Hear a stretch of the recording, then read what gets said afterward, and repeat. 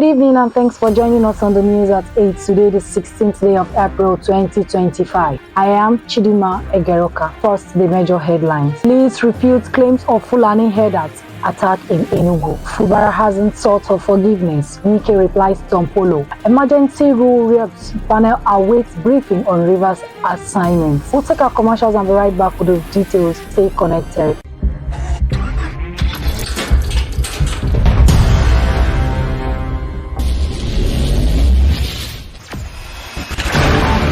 Experience the smooth and strong feeling that consistently surpasses expectation. Leading the way in high-performance lubricants, Master Supermoto Oil is as durable as titanium. Welcome back. Now the details. The Enugu State Police Command has denied rumor that Fulani herders killed at least 25 people in a recent wave of attack on several villages in the state. According to the command through its spokesman Daniel Ndukwe, his scrutiny showed the report as entirely false, sensational and mischievous. The command asserted that the report contained fabricated names and incidents that never occurred in the state. He said the report was a calculated attempt to misinform the public and undermine the effort of security agency in maintaining peace and security in the state. Jason Wike, the Minister of Federal Capital Territory, claims that Simla Ifubara, the suspended governor of Rivers State, has not expressed regret to him, so he should be forgiven. According to him, for there to be forgiveness, the person who did wrong must first acknowledge it and seek forgiveness. The minister, speaking through his media aide Lere Olayenka, was reacting to the call by the Niger Delta ex-militant leader, High Chief Government Ekpo Polo, alias Tompolo, who called on him to forgive Fubara, his estranged political godson. While speaking on the Rivers State crisis in a statement recently, he emphasized the need for restraint and unity and urged Wike to set aside his anger for the greater good. The 21-member ad hoc committee of the House of Representatives, which was established to supervise emergency governance in Rivers State, has not yet received a briefing on how to fulfill its mandate. President Tinubu declared a 6-month emergency rule in Rivers State on March 18, 2025, after a prolonged political crisis between Governor Simla Ifubara and the State House of Assembly. The recent attack that killed at least 51 students in Bassa local government area of Plateau State, Ziki and Kakpa community.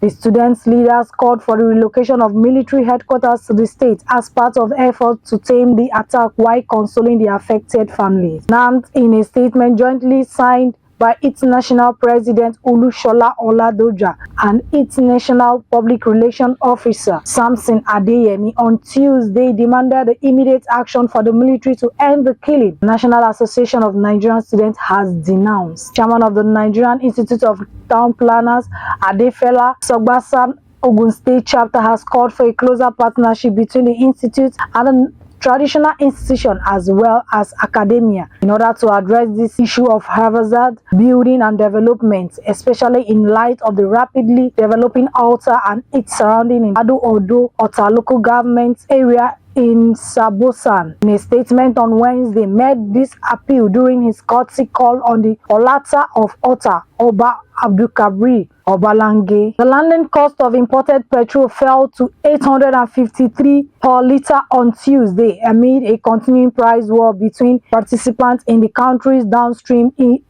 oil industry. This comes as marketers secured regulatory approval to import 117,000 metric tons, equivalent to 156,897 million liters of petrol within 8 days, from April 8 to 16, 2025, to boost fuel supply nationwide. The CEO of the Nigerian Midstream and Downstream Petroleum Regulatory Authority, Farouk Ahmed, said the ongoing instability in global oil markets is negatively impacting Nigeria's economy. He said this while falling petroleum product prices may benefit customers, the broader economic consequences are severe for Nigeria, which heavily relies on oil exports. Ahmed told State House correspondents at the Meet the Press briefing series organized by the Presidential Communication Team at the Aso Rock Villa Abuja on Tuesday. On Tuesday, Nigerian controversial singer Badmus Okikola, also known as Portable, avoided being arrested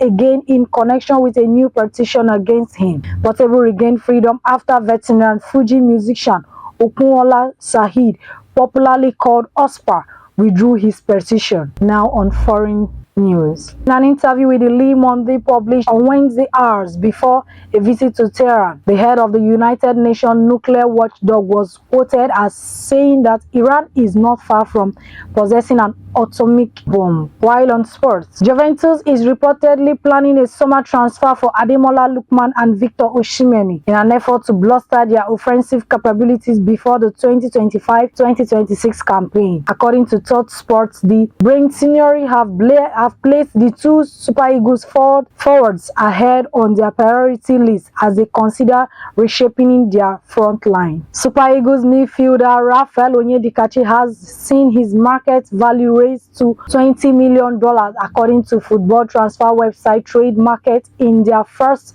ranking of 2025, up from $16 million in the last evaluation of 2024. The 23-year-old impressive performances this season have significantly boosted his valuation, with several top European clubs now eyeing him for a summer exit from Belgian side club to Brugge. And that sports news brings us to the end of the news at 8. Before we go, a recap on our major headline. Leeds refutes claims of Fulani herders attack in Enugu. Fubara hasn't sought for forgiveness. Wike replies to Sampolo. Emergency rule reps panel awaits briefing on Rivers assignments. For these and many more, log on to our website at www.abntv.com.ng or follow us on all our social media platforms displayed on your screen. I am Chidima Egeruka. You have a pleasant night rest.